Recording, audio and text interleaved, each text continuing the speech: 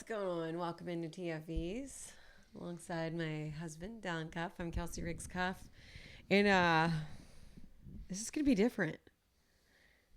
We're sitting here, late night TFEs. If you're a person that's watching and you have like little things that you notice that bother you, you're going to like be probably driven crazy by the fact that the door behind me is cracked. I don't think any sane person would care about that, but okay. If you notice that before I said it, tell me. And if it drives you crazy for the rest of the time, tell us. Because I would notice that and be like, why didn't they close the door?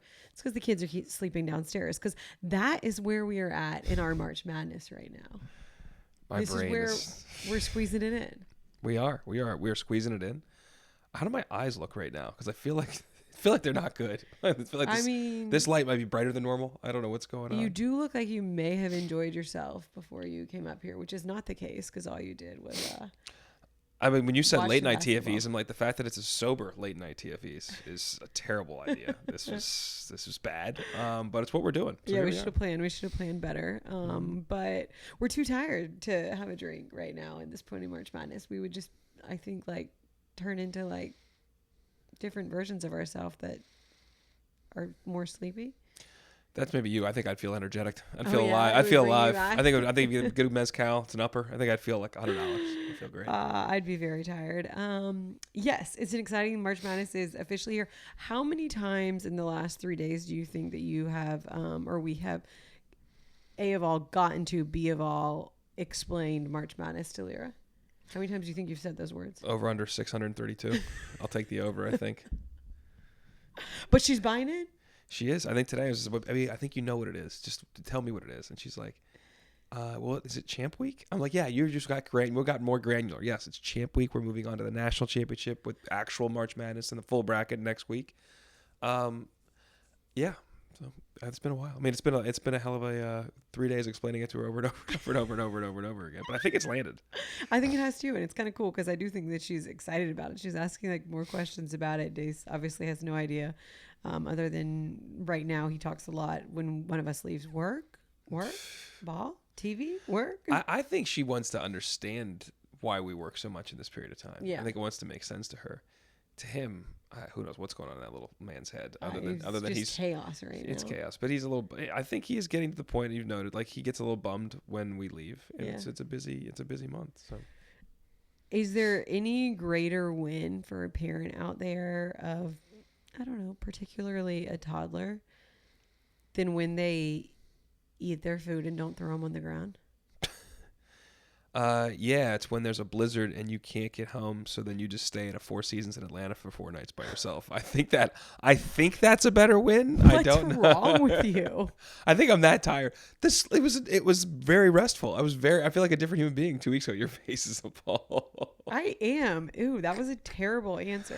I say it in jest, but it was restful. And I say it in jest. I could use the first thing that popped in my mind about the best thing of being a parent is being away. No. That was a joke. But I'm tired. Yes, this is affecting my brain. But it's juxtaposed by his thing where he likes to just mash the food up with his hands like he's Cookie Monster, and or smash it everywhere and throw it, and or any of the other antics he does. So yes, when he eats, it is a very different feeling. I'm still appalled by your answer, especially because the first day you were there, you were texting me, I'm kind of bored of this already. I was. I said that to my guy Spatola. I said this is like a little strange. This is a little weird. I settled in by day 2. I adjusted. Whatever. So you want blizzards and alone time. Got it. What are your TFEs off the top? Because mine just changed. Fine. Go ahead. Why don't you go first? No. See if you can soften me back up. Actually, I don't think I'm real. Trying to say. I don't. Is that if this is what this is about? I think we're doing the wrong thing. Maybe I'm getting old. I feel like this point in March Madness, like you need to be hitting the upswing. Like you gotta be like rolling, and I don't feel like at this point in March Madness you're ever hitting the upstream. Well, I think our roles are different. When we worked for ESPN, and you still do. You guys, ESPN owns the tournament, so your crazy days are the tournament days. For me, it's Champ Week. Maybe that is right. Like Champ Week's an absolute bear because it's like 12 to 1 a.m. 4, 5, 6 days. This one's not 4, 5, 6. It's like 3, and some other stuff I'm doing. Like it's different. But Champ Week is the crescendo of the men's side on ESPN. Then Selection Sunday's crazy, Monday, Tuesday. But once we get to games, we aren't on air for games. We would do Sports Center hits. We do a lot of radio, do Sirius radio. Like, you're doing stuff around the games. So that actually, maybe it is tracking. That I'm old, that I'm like, usually maybe I'd be getting wiped out by now, but you hit Sunday and then you start the downswing. I'm doing the tournament next week for Turner. Like, I'm going to where you're talking about. Like, that's where we're really getting to overdrive. So maybe I'm not conditioned for it. So maybe I feel bad. Maybe I'm not old. Maybe I'm just not conditioned for this role. But I'm excited about it. I'm ready to do it. I'm ready to rock. I think my feelings are a little bit like, in this time, I feel like there's always something else I'm missing, not doing. We were talking about the other day, like the balls you can juggle. Ones that are rubber that bounce back, ones that are glass.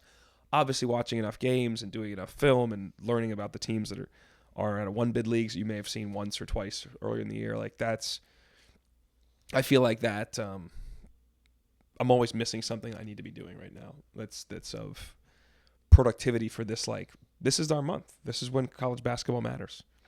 It's not the NFL where 5 months a year it matters, or NFL 12 months a year it matters. It's not college football where 8 months a year it matters. It's unfortunately where it fits in our sports lexicon, our sports relevance is now. So it's like you want to be on it and aware of everything and on top of stuff and ready to rock. And I don't exactly feel like that. So my emotions a little bit, I think, are like a little bit anxiety, a little bit of like, how we're helping you manage all the stuff you have going on. How are we helping being a good dad? How are we doing the job piece of it? So there's like I feel like I'm spread thin and a little stressed about how to make it all work. And I'm saying this, and I'm not the one doing Dace's childcare plan and getting all these different people to take care of him the next couple of weeks. I don't know how you do it. So I'm complaining about myself, but I guess I should have leaned more into how do I help you and less about me. I got to work on that. Go ahead. I don't think so. Not for your TFEs. You are the cook too, so that takes a lot off my plate a lot of the time, as I always say. No, I said something the other day. I was talking to a group of people, and we were saying two things that we were grateful for, and one of my gratefuls was that you cooked, and they said, "Well, he cooks every night. That's not new, is it?" And I was like, "No, but I'm still grateful for it." Who is this group of people? That's an interesting, like I love how you guys, whoever you were with, that's like a... No, I just was like being discreet rather than airing things out. That's why I called it like a group of people. That's why I said that. Well, whoever you said, but I'm saying like going through like your gratefuls with people, like just being, what are you grateful for? That's a good, yeah, good setting. I think it's always a good reset, and it came up because I recently did it with someone, and I think there's a balance in life between being real and saying how you really feel when things are bad, and then still trying to find gratitude so you're not a downer, which we've talked about on this podcast. Sometimes we're like, I feel like we're always like, we're so tired. We're like, I know, I hate the way I started that, but go ahead. Yeah, go ahead. But we are. Yeah. So that's the real side of it. And we're sitting here with a show called TFEs where we talk about our thoughts, feelings, and emotions. And that's what's real. We're grateful for the jobs and the positions that we have, but we're exhausted and sometimes barely making it, and sometimes a little more snippy with each other than we normally are, or a little more tired or worn down, or I don't know. But I say that to say I think it's important to be able to say, like, when things are hard or stressful or just not perfect, but also find the gratitude in that, because I feel like it helps like balance the seesaw that you're on. Mm-hmm. Of, okay, how do I get back to level? If this is really hard, then what can I take? I think for me, this stretch has been so hard, and not even the work. My grandfather passed away on Valentine's Day, and about, 2 weeks later, my uncle passed away, and all the basketball stuff is happening around that. All your basketball stuff's happening around that. The child care, the co-parenting, all of these things that we're trying to manage and stay afloat of. And then I was away from you and Lyra for a long time, Lyra even longer. And then I was away from Dace as well for a long time. And that was really, really hard for me. And I think it was harder because I know that at the end of this month, I'm going to be away from him some version of 2 weeks. I mean, I'm probably going to fly back from the West Coast for a day just to see him and obviously you. That's part of it. Mm-hmm. And I don't then, even know why you put that in. We know the deal. and It's then fine. go back. No, it is. But I've told you, like, you understand it. And I have a hard time when he can't understand it, especially when he's so attached to me right now. Mm-hmm. And this week, as I kind of bring it to my thoughts, feelings, emotions, I do feel gratitude, and I have a million things to do. That shout out to the sweatshirt. NWSL season starts this weekend. Going to Boston for Boston Legacy's opener with the defending champs, so that'll be fun. And then the next day is Selection Sunday, and then we're full go. I do the first 4 Wednesday, Thursday, first rounds, 2 days in a row, second rounds, and then from there on out for ESPN, which I'm so great. I think this is my 5th season. So grateful to be a part of that. But I think like being here and having some slow time with Dace and doing 12 loads of laundry, it felt like today, that still aren't done, and everything else, and just having some time here to clean and nest and whatever else. It's like almost giving me like this good reset of like, I'm so grateful for everything else, but also like realizing and remembering that like, this is the one place that I am not replaceable. Like, as a mom, the role that I get to play as a stepmom, as your wife, like this is where it always matters how I show up more than anything else. Somebody else, if I didn't have this job, would want my real job in a minute. If I didn't have this role, and maybe I saw it some with having to say no or getting to be supported by a company that allowed me to say no to covering some big things so I could be there for funerals and, stuff with my grandfather the last couple of weeks, and my uncle. Somebody can real quickly slide in. Were you the one that was supposed to do it? Yeah, somebody can slide in.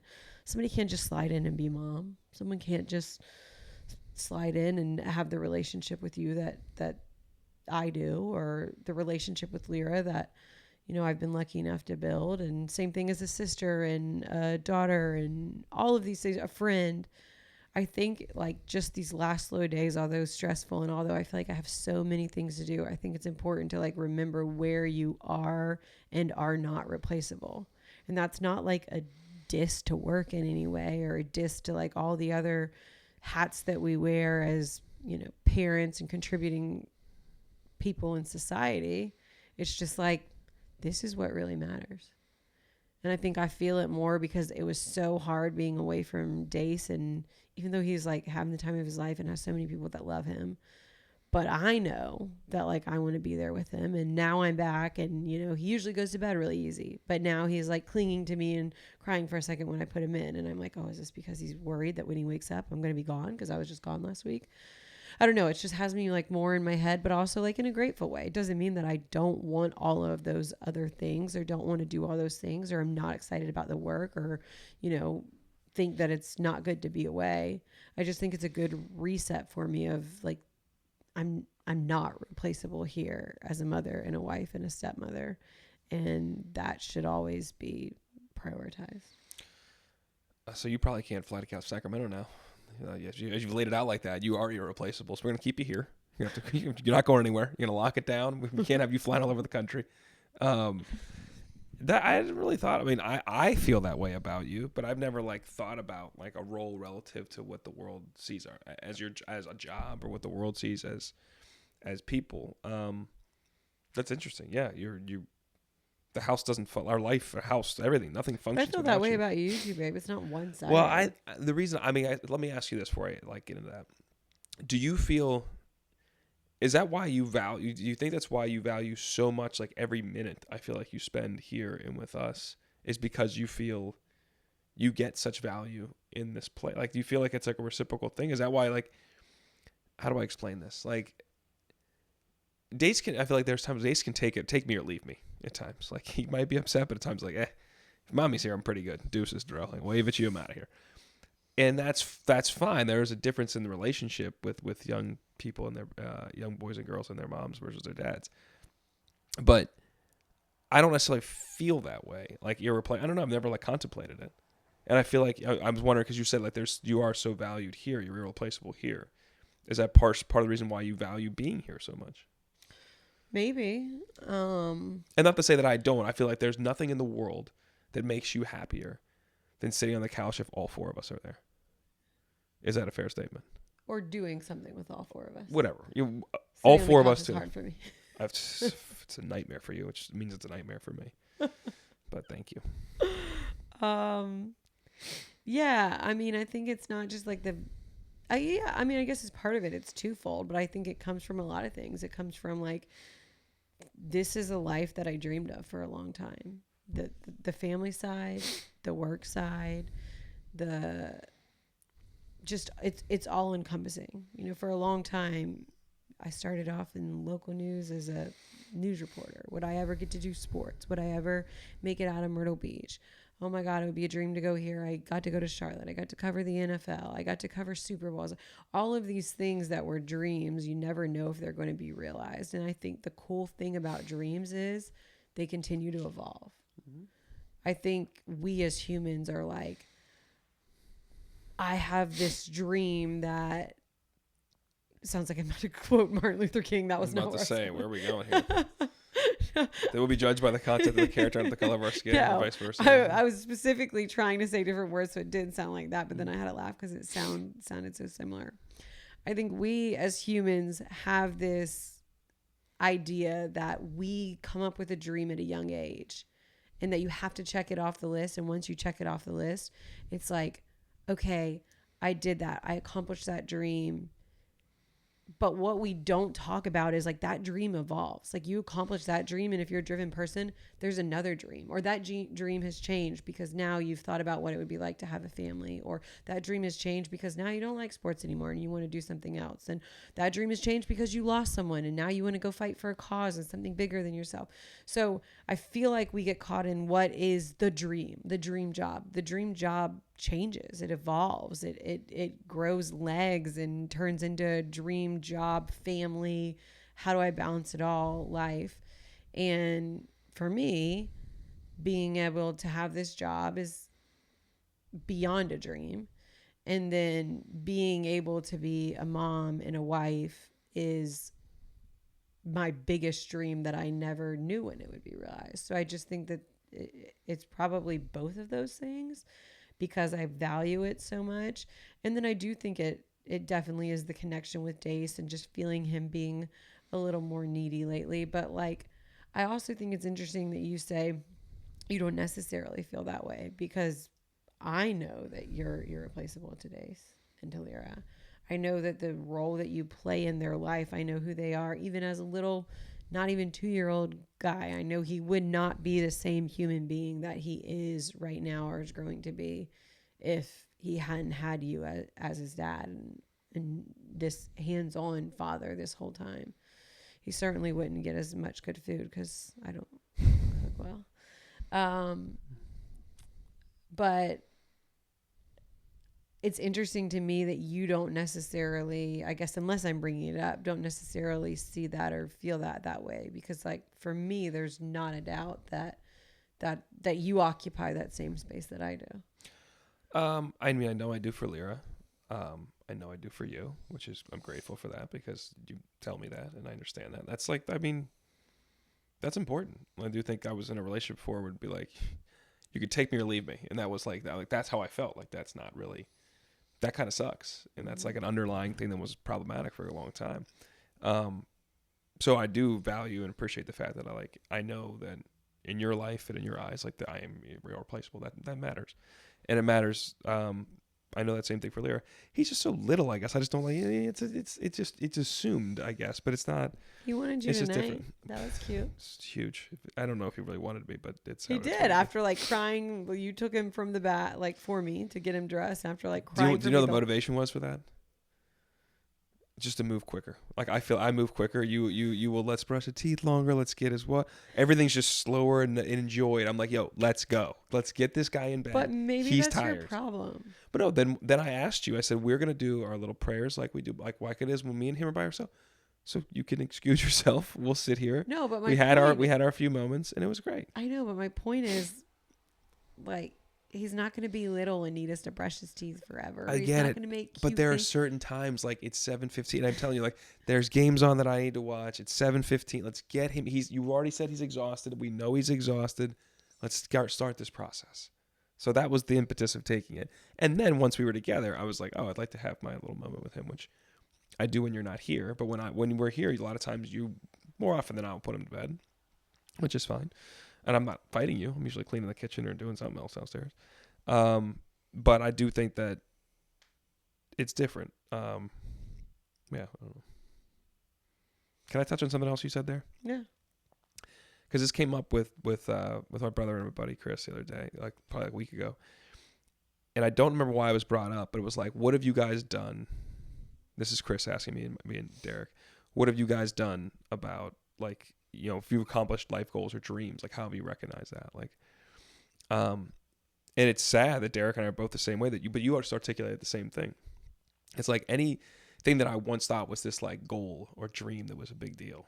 And I've been able to work toward things and do things that I hoped I would do. And some of them, I think there's a bunch of things yet that I have not accomplished that I want to accomplish, or things that I want us to do. But it usually is just a pretty brief, you know, it's a night, dinner, a couple drinks, celebrate, and you're on to the next thing. And I think you hit the word. If you're a driven person, that's kind of like how we operate. You don't tend to sit in it for a while. The one thing I did think of, because I still think that's true with me, but I thought whenever he said that, I go, I guess the time I hope where I actually reflect on that is like 20 or 30 years down the road. And it's not the jobs I had or how much money I made. It really is looking back and hoping that Lyra's life, Dace's life, and if we're lucky to have another kid, or you would say two, that their lives have been set up in a way to do whatever they want, to have whatever success or enjoyment, and to live life to its fullest, essentially, was the first thing that I kind of thought of. And I think that was like not like an epiphany is a strong word for that. I just have never thought when somebody has posed to me about my goals, have I thought forward to be like, well, really, when you think about it, in 30 years, the only thing that matters is, are they set up to have the greatest success? And have we done a good job as parents, essentially? Like, would I be proud of the parent that I am because they're able to have a happy life and do whatever the hell they want and hopefully achieve whatever goals or dreams and have family, whatever their things are. That's the time I think would be like reflective, like at that point in life. And the reflection would be less about sitting back and enjoying what show I was on or what money I made. It is hopefully sitting there with you in a beach somewhere and being like, we did a pretty good job. That's why that song, Next Thing You Know, wrecks me. Yeah, you and your dad. Oh my gosh. We were on the way to tell my parents that we were pregnant with Dace, and you had fallen asleep on the plane. I was writing them a little note on a card that said, congrats your grandparents or something. Which you left on the plane once we got off, but go ahead. I did leave on the plane. Thanks for ruining my story. Sorry.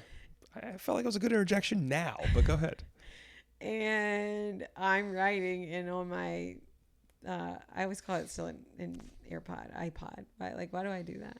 On my iPhone. Our brains don't work. On your AirPods? Like in your headphones? What are you saying? Yeah, like on my shuffle, listening to music.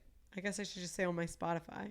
Why would you say it and the song came on? We know people are listening to services. You don't need to. We're not getting paid to quote the service here. No, because I always call it like on my iPod a shuffle, and it's like it's not an iPod, but I wouldn't say on my iPhone. Just say I was listening to music. We all know the devices we're listening to music on. It's a phone. So it was Spotify. It was 3:27 in the afternoon, and I had probably not wireless headphones in because no, I'm just kidding.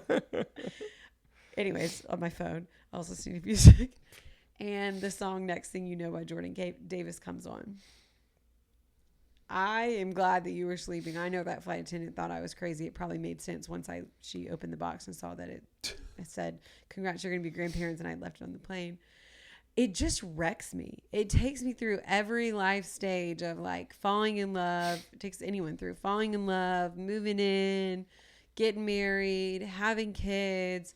And that already wrecks me enough. And then when you get to the part at the end where it talks about getting to see your parents as grandparents, and then there's a line that says you get to know your wife again and you're more in love than you've ever been. Oh boy. I suck. I cry at everything. I just think it's so sweet. It's something that I think that we don't think about a lot of. So much can get lost in the chaos. People talk about you have to constantly fight for your marriage, and not in a defensive way, but every day is a choice of how am I going to show up for you? How are you going to show up for me? How are we going to be a team? because marriage is not always easy, and we are two imperfect people that your priorities are not you, but in general, like, I know you can say it. Go ahead. are self-driven. That's what Yeah. our pride, like, we are people who think about ourselves first. So it's finding ways to continuously prioritize and look out for the other person. And so I just think it's such a cool thought to look down the road and realize, I mean, it's not a cool thought. It like wrecks me to think about the kids growing up and not being out of the house, but big picture, to think about a time where, you know, at the end of the day, after you hopefully do the best you can with your kids and raise them so that you know that you're always there. That would be my addition to what you say. Like, yeah, I want to, that is a goal, to look back and look, not that they've, you know, that we've done so well professionally or financially that they have everything that they want and need, but that they know that they have parents that no matter what are going to be there for anything that they want and need, no matter how old they are, that we're always going to show up, that they could always call. But that it's just going to be us. And that's why I was listening to the Mel Robbins podcast. I love her podcast. She has on great people, and she had on one of the top divorce attorneys this week. And his whole thing, his book is about how to save your marriage, how to make your marriage work. And his whole thing is based on, you're my favorite person. Mm-hmm. He's like, because at the end of the day, that's what matters, is like, is this your favorite person?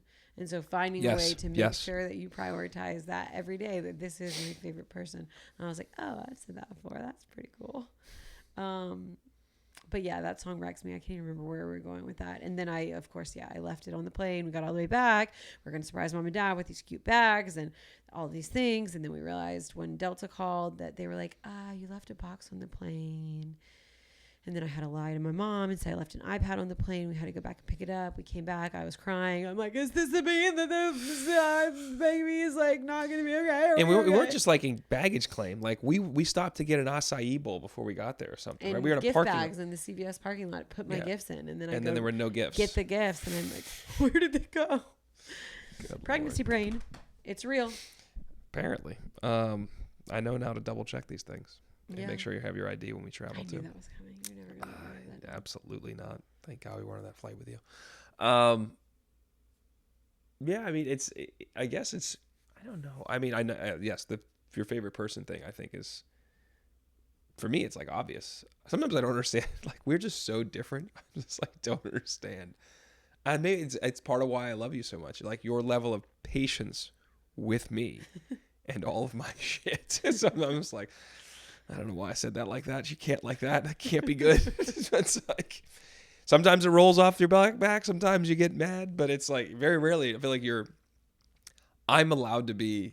I'm not trying to be imperfect. I'm allowed to be imperfect in a way that's okay, and I think that's clearly important for me. I don't know how selfish that is, but that's real. I guess that I don't know. I never feel like I have to be anything different. I would like to do things differently sometimes. That I think is good, but I don't feel like you're not going to hold a bad day, a bad line, a innocent mistake against me for some reason. That's going to be a rift for 1 or 2 or 3 days, and that's a shitty way to live. And I think you've said this before on this pod too. Like your parents would never go to bed without saying I love you, without giving each other a kiss, and that was like so your grandparents did that first, and that's kind of cascaded down the generations. Which is a good thing, because it's not how I am. And I've gone to bed a lot of times in a previous life with backs apart, feet apart, and just like, I hate it here. Like that's not, but that shit festers, and that's not okay. And I feel like it's just such it's an interesting thought. I just never feel like I'm fighting for it every day. Am I supposed to be feeling that? Fighting I guess for what? Like our marriage, like a marriage, it's a choice every day. No, I feel like I made that choice and I'm happy with my choice. I think I'm lucky and I'm good in my choice. I think our son drives me crazy sometimes, but my wife, by and large, I'm happy with. I feel grateful and happy for where I'm at. I don't feel like I'm showing up in a battle. That's why I said I don't think it's the word fight like has a negative connotation, but I think it's showing up. It's making little decisions every day that are for the other person and not just for yourself. To me is. in a way, fighting for your marriage.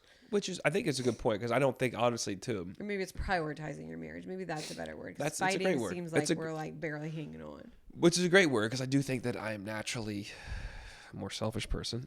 It's hard to say, but it's just factual. So asking you or being learned, like being, saying, what can I do to help you? And if you have an answer, let me learn you, boy. Let me learn you.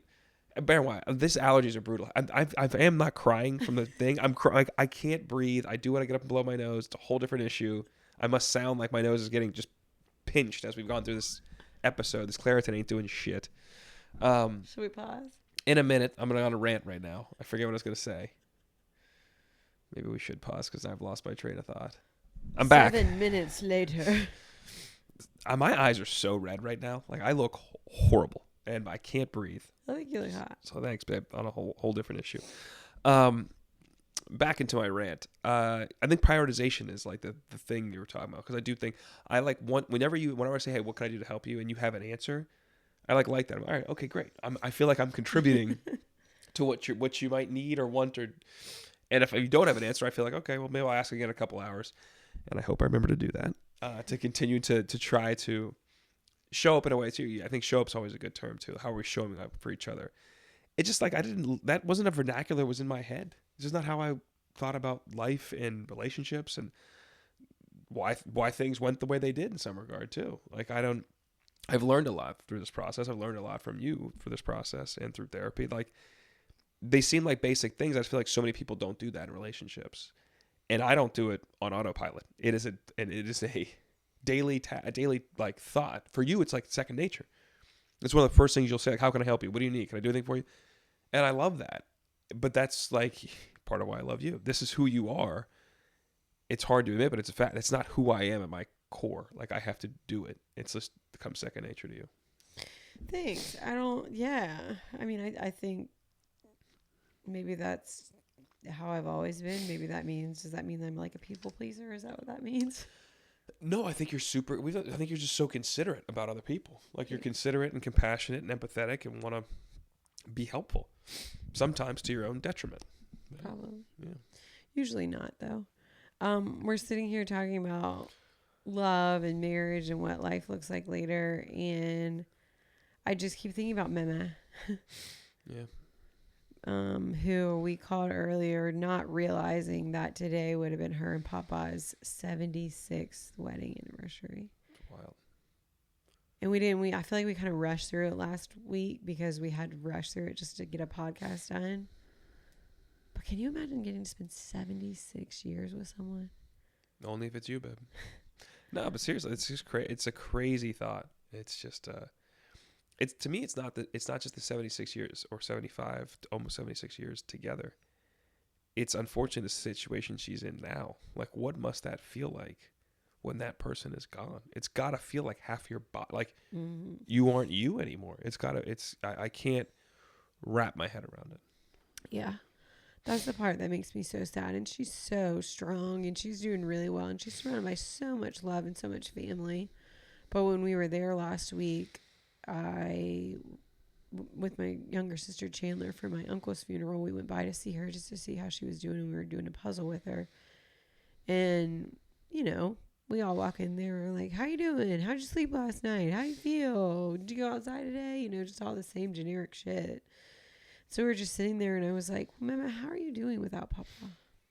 How are you feeling? And she was like, it's really hard. I'm sad, obviously. I mean, I'm okay. I'm doing okay. And I got a lot of great people.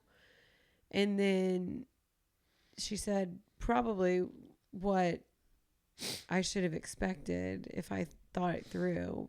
And it just gutted me and my sister. She said the hardest time is at night when she lays down in that bed and she's by herself. It just made me so sad to think, she said she still will reach over and pat the bed, like where Papa is. And then she closed her eyes and she was like, every night he would tell me, and you could see she was just thinking about it in her head. Your children love you. I love you. God loves you. And don't forget to say your prayers every night before she went to bed. And I'm sure she probably still says that like out loud to him now. Mm-hmm. But like, how beautiful to get to have that kind of life together that I know wasn't always beautiful or easy. My grandfather came from nothing, had no money, had kids young. But you know, they threw everything. And I still, every time I talk to my grandmother, I'm like, how did you do it? She had 7 kids running around at the same time. Like, well, I guess 6 and then 1 10 years later. So basically still madness in the house. But it's so beautiful and heartbreaking to get to have that long with the love of your life. And then what, you know? But as we're sitting here talking about being grateful and gratitude, I mean, it's got to be hard, but you have to, I mean, when you look back, there are so many people on this planet that don't get to live a life like that. Exactly. So as much as you're feeling the pain in the moment, and she may feel it, she's going to feel it for the rest of her life, as long as she's, I imagine. But that pain has to have some joy in it, in my mind. There has to be the smiles, and then she is, look, every day she wakes up, look around. She's just surrounded by people, most of which she created. Yeah. That are here to love her and be with her and help her, and that's a very fortunate existence. There are a lot of people that go through loss at a younger age like that don't have that do feel alone and are more alone. I honestly think about my mom a lot in that situation. She's 30 years. MS Jr. lost her partner of 44 years, and she's got all these kids that are running around with their kids that are 2 through 12 that are trying to build their life, or not born yet, and trying to worry about their lives and their careers, and she's on her own now. Like, that's I'm not trying to make it a competition of like sad Olympics, but and she feels grateful too. She, like, my dad's memorial essentially was like he wanted to be like a celebration of his life, not everybody. Sad, that's not, you can't control that, although I like that he wanted to think he could control that. But like, there's and she built her life and has a new husband, and she's happy, and she's found different things and found different people and found different passions. But I can imagine that restart. And I mean, I talked about it too, but that time I wasn't in the headspace to fully understand it. I was 28 years old. I don't think I really was. I was worried about her, but I got my own shit to worry about. Like, that ain't healthy. But I mean, I can imagine she felt pretty alone at different times, and she had people there. But it's not a competition. But I think no matter what, when you're with somebody for 30 years, 40 years, she was fortunate to build a family too, and had a lot of the same things, and I'm sure I know she's grateful for those things, and we're grateful for her. But there's always, if you can find the silver lining in it, I guess that would be it, because a lot of people don't have those things and are alone. Yeah. I think it's like a beautiful sadness in a lot of ways. Yeah. I never will forget my dad's father when my grandmother passed away when I was in college. The only time I ever saw Granddaddy cry was when Grandma passed away. And he was on the phone with a friend who had called, and he just said, "My sweetheart died," and he just started crying, and I was, of course, like, losing it in the corner. I can't remember if they were together 63 or 67 years, but they were together over 60 years. And so I was in college at College of Charleston, so not far from there, and he and I were close and talked a lot before that. But I was telling him once he got off the phone, asking him how he was doing and talking to him, and I'm like, "Oh, Granddaddy, you know, like, we're all gonna be around. We're gonna, you know, be here. I'm gonna call you all the time. I'm gonna come visit you," and blah blah blah. And he said something about being lonely, and I said, "We'll make sure we're gonna make sure that you're not lonely." And he goes, "Well, darling, there's a lot of time you get used to spending with someone for 63 years or 67, whatever it was." And I was just like, there's a lot of hours in the day you get used to spending with someone. And I was like, dang, it just makes you appreciate even the slow things, because of that, for the last couple of years in my mom and papa's lives together, they haven't done a whole lot. They'll go out to games and do different things. But, right now she just misses him sitting in the chair, being in the same room as her. There's a video that we found of Papa, and he walks into the hospital when Memo is in the hospital, And as soon as he walks in, he's like, "Oh man, Jenny, you look good." Like, just like while she's in her hospital bed, not feeling well. And it's like that, just like pure love, just excitement to see each other is something that I feel like is so special. But I'm sure they had to fight for it. Mm-hmm. I'm sure that they had to find ways to prioritize each other and figure out what that looked like. And well, I think what we're seeing in their lives is the golden years. You're seeing the fruits of your labor already out there. We'll be able to look at them by themselves and look at them as a couple again, versus the family where the chaos is, where you're fighting for this and money matters and time matters and kids, all the shit that we all know and recognize. That's part of why it is the song. To go back to the song you're saying, is like you're looking forward and thinking about rediscovering. Like they're in that rediscovery phase, and you truly appreciate it because you're just we only know them as them. Mm-hmm. We, as the generation 2 removed, like the grandkids, you only know them as this couple. Yeah. You don't necessarily know them as the parents and the family. Like it's a different generation, it's a different relationship, and a different perception than the kids that grew up in that household. They can appreciate it too once their parents are by themselves, but they do have recollection and understanding of maybe watching them fight for it, of watching the time so weren't as idyllic. Yeah. I've said it probably before here, but definitely to other people. I think that there were so many things that I was excited about being a mom and what it would feel like to have that baby and to be lucky enough to get to have it with the partner that I wanted to spend forever with and to create a family. And I always thought about it from the me perspective, but I was not prepared for how incredible it was going to be from the family perspective. Mm-hmm. To get to experience my sisters as aunts for the first time, or my parents as grandparents, or to get to see Mama and Papa, Lovell and Dace, and now extend that obviously to all the people in your family too. I wasn't prepared for like the ways that makes your heart grow, and then the ways that like you just all of a sudden understand. It's like when you were in high school and your mom was like, that person's not a good person. Or maybe younger. That is not the person you should be friends with. You don't like them. And I'm like, Mom, I don't know what you're talking about. This is a great person. This is my friend. They're just like, nope, bad vibe. Not into it. That didn't happen to you. You were a teenage girl, I guess. I was like, I don't know. Where's this parallel coming? Go, get me there. I don't understand. And then one day you get older and you have kids. And you're just like, you pick up vibes. And you're like, what is this going to be like when we're in high school, when the kids are in high school and we're like, oh God, we just got to sit back and watch this and see it. And then you're like, dang, Mom was right. It gives you this perspective when you get older. So you are promoting judge a book by its cover with teenage kids, essentially. From a parent's perspective? Yeah. If a kid's a little shit, I mean, I'm not saying like, oh, you look at that kid and they're like dressed a certain way or they look a certain way. You're like, no, you're out. But if you spend time with somebody and you have this feeling, then. No, yeah. I think if you spend time with somebody, you can pick up on you hear what the kid says. You can get a little sense of their character and what they would, especially if they're saying stuff in front of parents.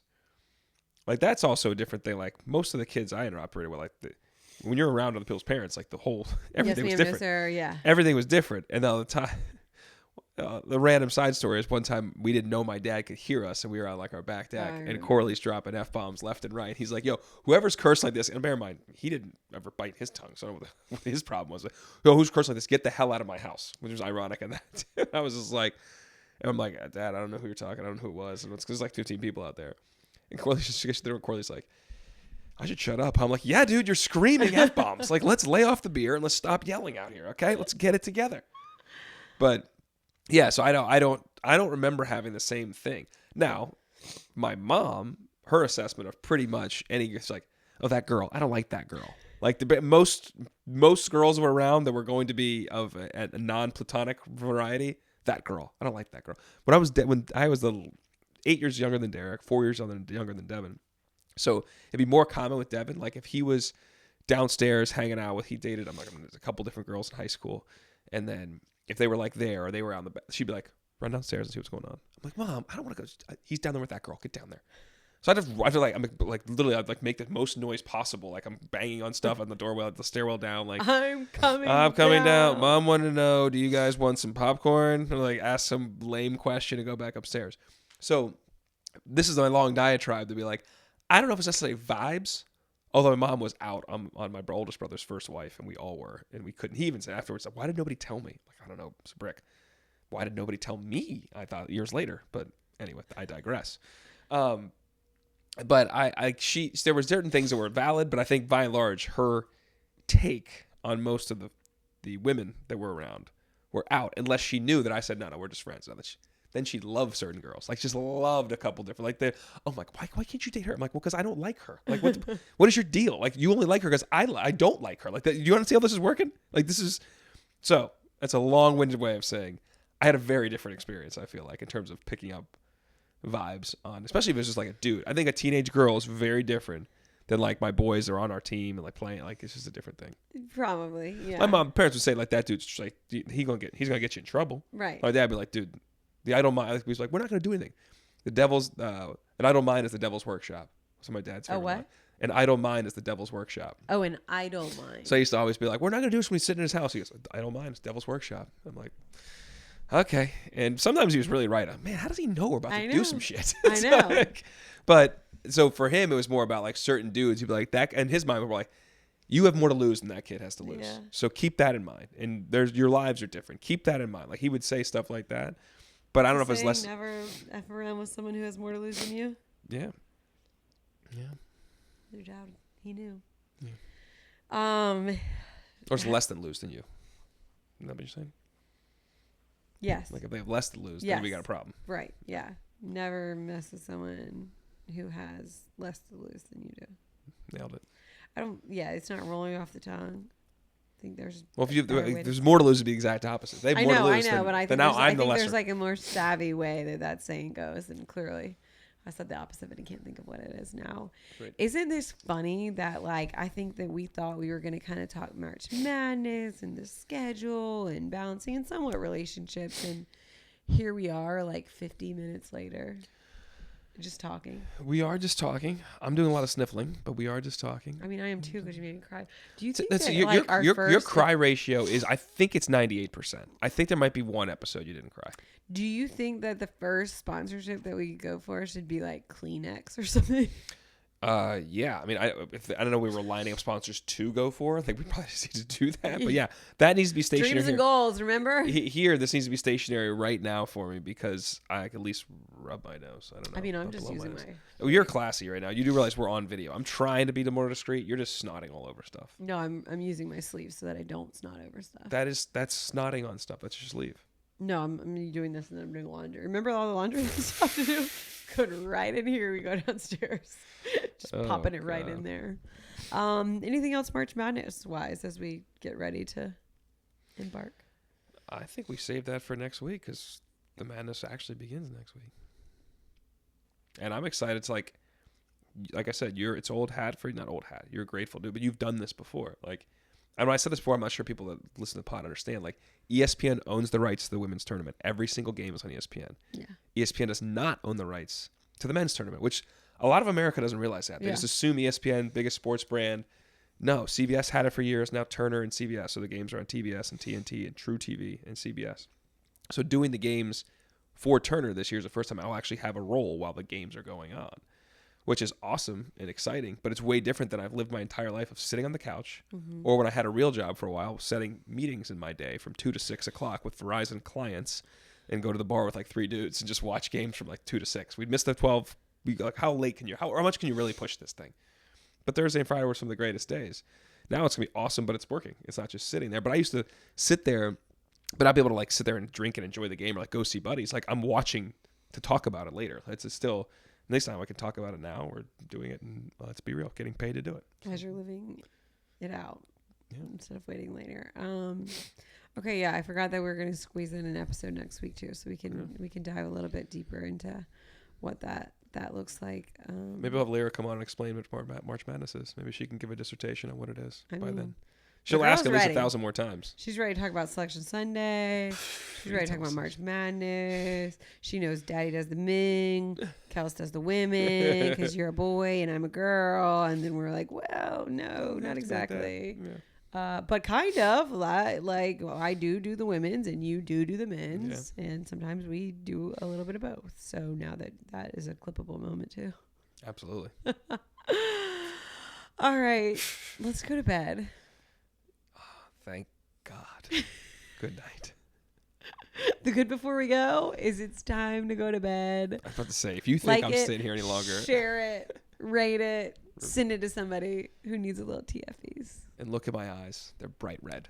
Good night. You have so much snot or sweat on your nose. Sweet.